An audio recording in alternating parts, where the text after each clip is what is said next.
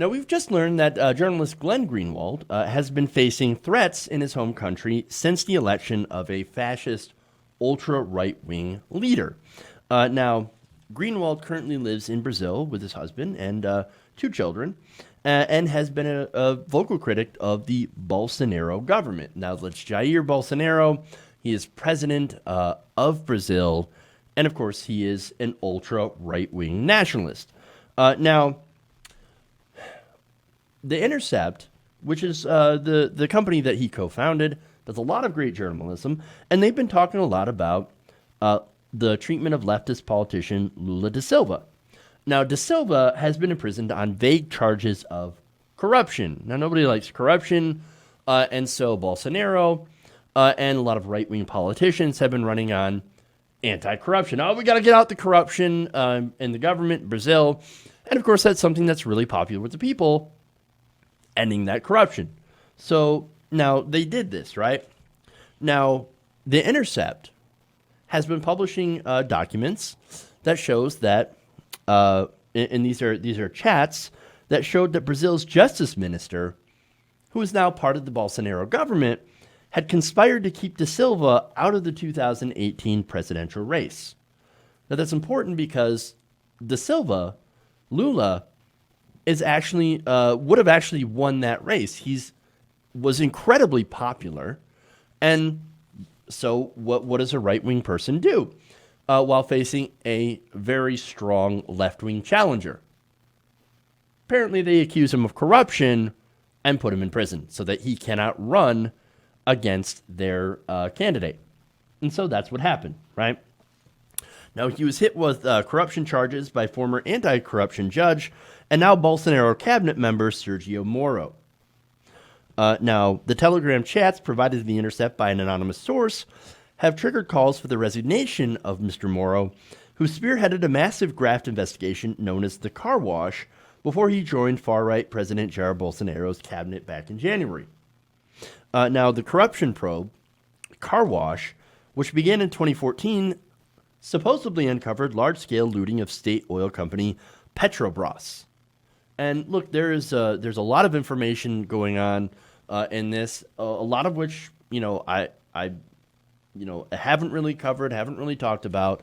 There's somebody that's talked a lot about this, and that's Michael Brooks. So Michael Brooks is incredibly smart, and he's been covering this a lot. And so I would definitely suggest that everybody check out his channel. Again, he does a great job explaining this corruption probe and why Lula da Silva has basically been set up by Bolsonaro. Now, this anti-corruption probe took out a lot of high-powered people, right? It took them down, but there are a lot of people who've been wondering whether or not some of the people who were busted in this corruption ring were actually guilty of corruption, and whether or not this has been actually used to help bring a far-right politician into power that would benefit business interests. Now, again, Michael Brooks has done a great job. I suggest you check his channel out. Now, polls show that that Lula was likely to win this election, which again makes you think, he's about to win the election. He's incredibly popular. The left wing has been in control of Brazil's politics for quite a long time, and then suddenly, oh look, corruption, taking bribes. We can't have that. So we're gonna jail this guy who's incredibly popular, and now our candidate, somebody who wants to sell off pieces of the rainforest to corporations or the entire rainforest, which is actually called the lungs of the planet, super important to keep your hands off. Well, he wins. He wins. Real strange. Now, critics say Moro allegedly targeted Lula and his Workers' Party, called the PT, in order to end decades of left-wing rule in Brazil and open the Amazon to corporate interests, as I had mentioned before. Now, for Greenwald's part, The Intercept has been doing a lot of great reporting on this, and that has caught the attention of the government, and they are facing what I believe to be a political reprisal.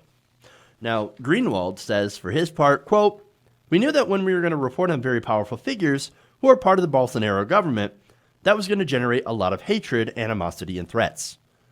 And in response, he has received some really disgusting and detailed and grotesque graphic threats that are disturbing that we take very seriously. The menacing messages sent via email and social media have also targeted his husband, Brazilian lawmaker David Miranda, and their 2 adopted children. So that's kind of what happens when you take on the powerful. You get threats, intimidation, sometimes even worse. But despite all that, Greenwald says, no, I'm not leaving. This is my home. Quote, it's a country that belongs to my children and my husband. We've taken all the measures that we feel like we should take for our legal and physical security. After that, you have to go about and do your work. Now look, like him or not, believe he's right on some things and believe he's wrong on others. I think he's a little bit of a mixed bag sometimes.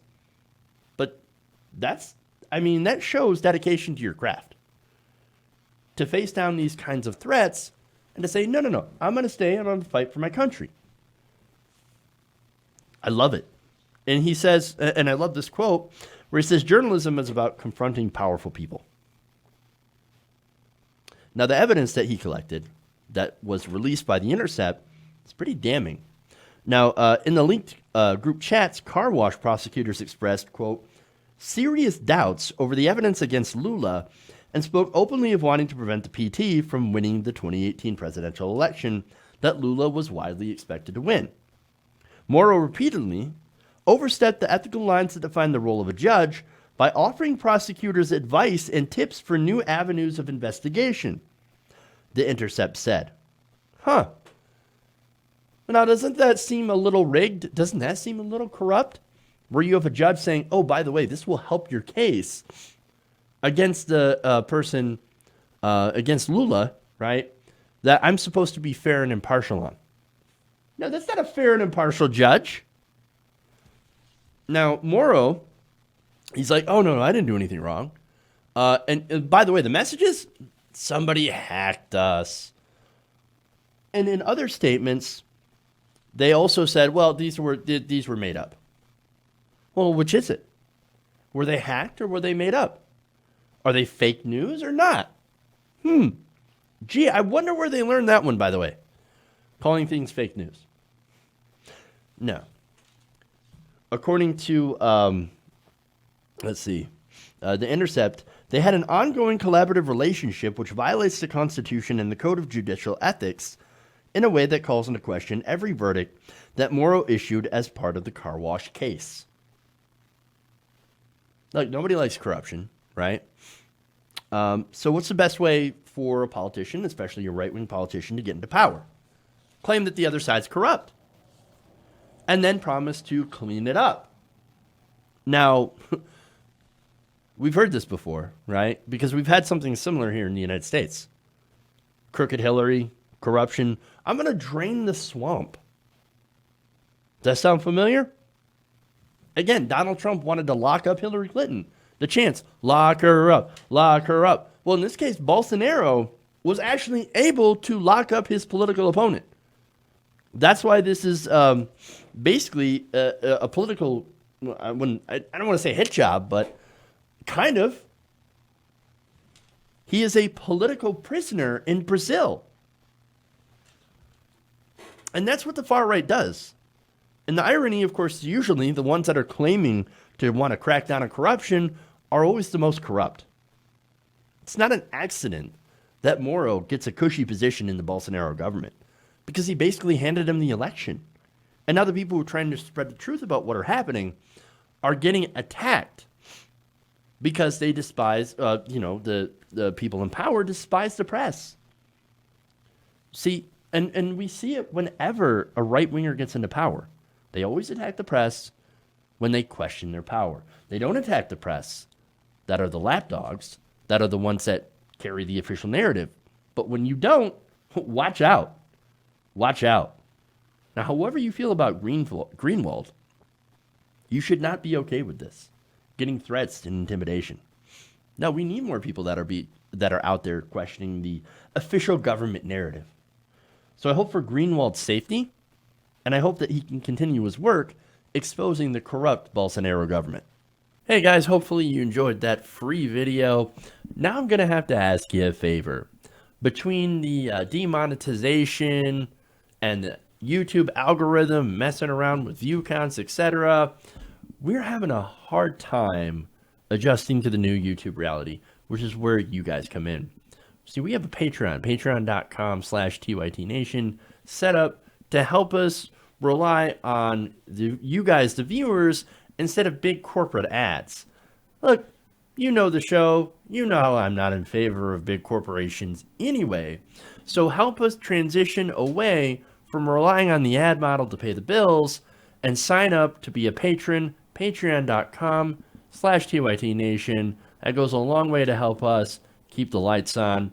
And you guys will know that you're supporting independent progressive media.